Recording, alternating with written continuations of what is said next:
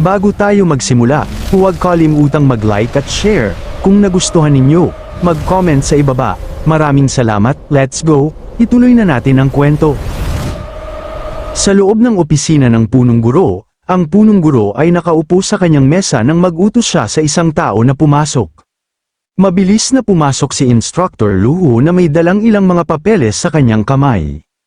Nagtanong ang punong guro kung bakit siya wala sa combat class at kung paano siya nagkaroon ng oras upang mag-ulat ng isang bagay. Tumugon si Instructor Luho na mayroon siyang isang kagyat na bagay na dapat iulat. Tiningnan ng punong guro ang dokumento at nagtanong kung bakit siya nagmamadali. Pagkatapos ay agad niyang hinanap ang may kinalamang file. Iniharap ni Instructor Luho ang file ni Fang Zhou at kinilala si Fang Zhou bilang isang necromancer. Matindi niyang inirekomenda na si Fang Zhou ay idagdag sa seed list ng paaralan. Kinilala ng punong guro na ang propesyon ng necromancer ay may malakas na potensyal, ngunit sinabi na sa praktika, ito ay lubhang mahirap na ganap na mapaunlad. Sumagot si Instructor Luho sa pamamagitan ng pagturo na si Major Su Xingyan ay isa ring necromancer at may combat power na maihahambing sa iba pang mga mage.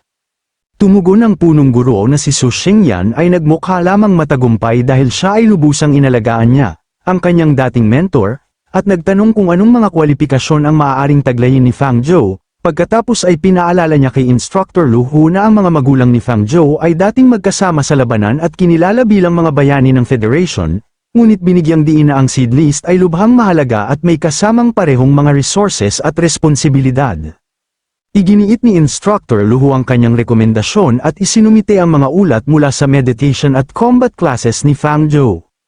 Nagulat ang punong guro matapos basahin ang mga ito. Napansin na si Fang Zhou ay natutunan ang skeleton meditation method sa kanyang pinakaunang meditation class at nakakatawag ng higit sa 20 kalansay sa aktwal na labanan. Nagtalo si Instructor Luho na ang talento ni Fang Zhou ay maaaring magbigay daan sa kanya na gumawa ng kasaysayan para sa mga necromancer. Pinigilan ng punong guro ang talakayan at nagpasya na suriin ang mga resulta ni Fang Zhou pagkatapos mabuksan ang simulated battlefield. Habang sinusuri niya ng mas mabuti ang file, nagpahayag ang punong guro ng interes na makita kung ano ang kaya ni Fang Zhou. Sa labas, magkasamang naglakad si Fang Zhou at Bai Xiaochan. Nagtanong si Bai Xiaochan kung paano niya nagawa ang mga ganitong resulta, na binanggit na ang pagtawag ng napakaraming kalansay sa unang combat class ay hindi karaniwan. Sumagot si Fang Zhou na ito ay simpleng pagtawag lamang ng ilan pa at hindi ito malaking bagay. Inakusahan siya ni Bai Xiaochan ng sobrang pagpapakumbaba hanggang sa punto ng pagiging mayabang, ngunit inulit ni Fang Zhou na hindi niya ito itinuturing na kahanga-hanga. Sa loob-loob niya, naisip niya na hindi niya maipapakita na ang kanyang kasalukuyang lakas ay isang maliit na bahagi lamang ng kanyang tunay na kakayahan. Tahimik siyang ngumisi nang tawagin siya ni Ye Fan at hilingin na maghintay siya.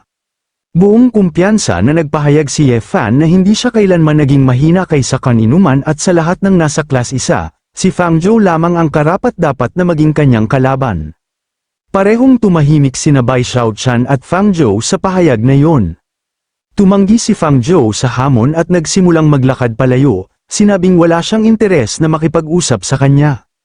Nakita ni Bai Xiaochan na ang kanyang pag-uugali ay medyo kakaiba. Pinigilan siya ni Ye Fan at nilinaw na ito ay hindi isang simpleng hamon, kundi isang kahilingan na siya ay maging isang sparring partner. Naalala ni Ye Fan na matapos magising sa bihirang Demon Hunter profession, sumali siya sa isang Demon Hunter research group kung saan kinakailangan ng isang sparring partner na may pantay na lakas para sa karagdagang pag-aaral.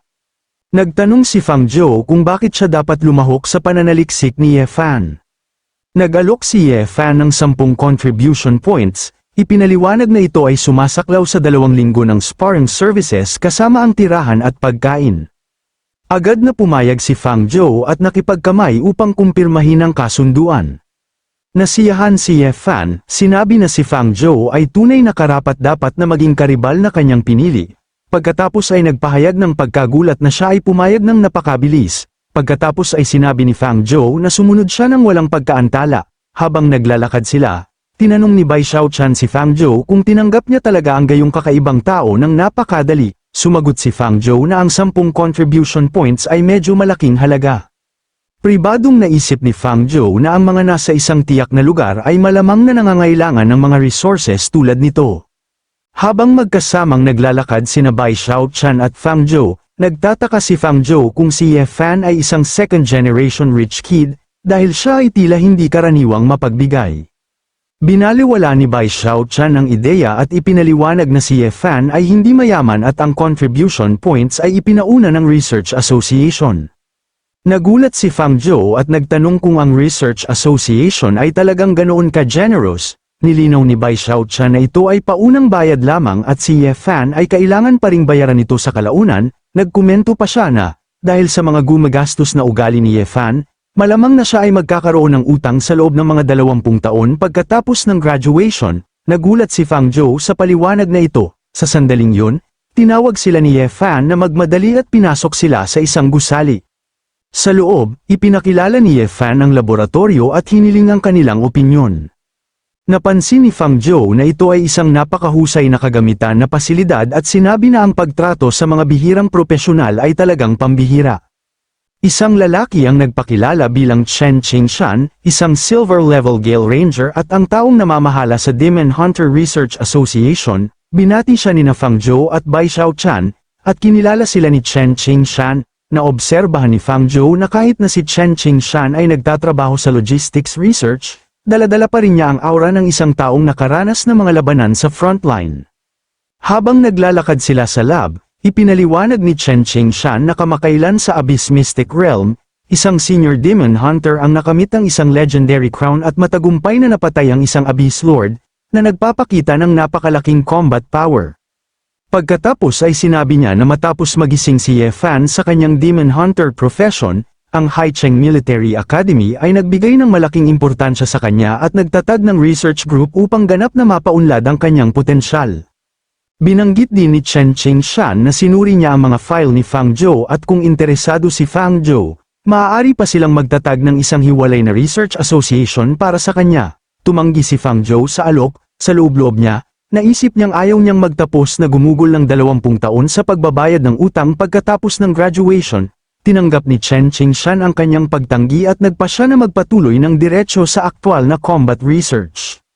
Habang pababa sina Fang Zhou at Ye Fan patungo sa training area, ipinaliwanag ni Chen Qingshan na ang mahigpit na mga hakbang sa kaligtasan ay naipatupad na. Tiniyak niya sa kanila na maaari silang mag-focus ng buo sa labanan nang hindi nababahala na ang kanilang mga buhay ay nasa panganib.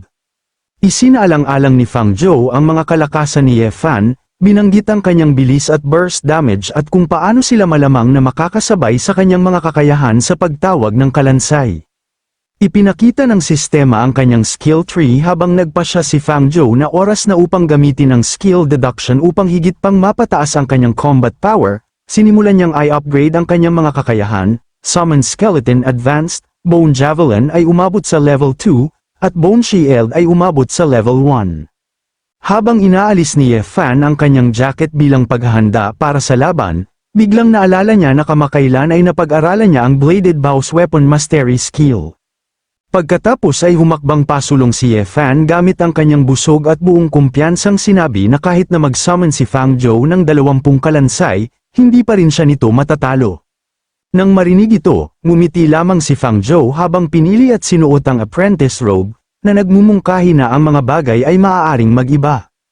Habang napapalibutan siya ng berdeng enerhiya, naisip niya na matapos mamuhunan ng mga puntos sa kanyang mga skill at ihanda ang kanyang kagamitan, ang labanan ay hindi na magiging ganun kadaling hulaan. Ipinakita ng sistema ang kanyang updated na impormasyon ng skill, na nagpapakita na ang Summon Skeleton ay naunawaan na, ang Bone Javelin ay umabot na sa Mastered level, at ang Bone Shield ay naging Proficient. Lumitaw ang mga sistema notification sa harap niya. Ang Apprentice Staff, isang gray inferior grade weapon na ginawa sa pamamagitan ng mass production, bahagyang nagpapataas ng bisa ng mga spells. Ang Apprentice Robe, isa ring gray inferior grade item, bahagyang nagbawas ng pinsalang matatanggap niya.